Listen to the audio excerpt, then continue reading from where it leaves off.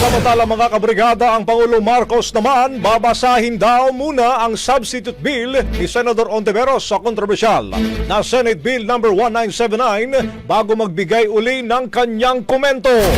Mula Malacanang, Brigada Maricar Sargan, ibrigada mo! Brigada Live Report.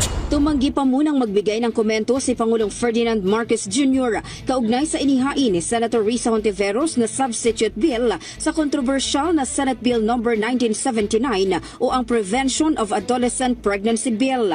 Sa maikling tugon ng Pangulo, sinabi niya kailangan niya munang mabasa ang substitute bill bago siya magbigay ng pahayag. Matatanda ang mariing tinutulan ni Pangulong Marcos ang orihinal na bersyon ng SB 1979 dahil umano sa mga nakakaalarmang probisyon nito.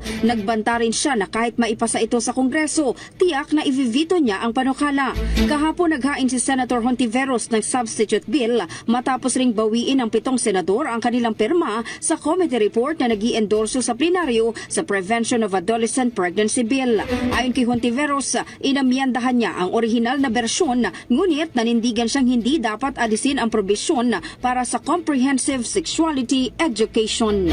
In the heart of changing lives, ito si Brigada Maricar Sargan ng 105.1 Brigada News of Manila, The Music and News Authority. Ang bahaging ito ay hatid sa atin ng Drive Max Coffee. Ligayang tuloy-tuloy.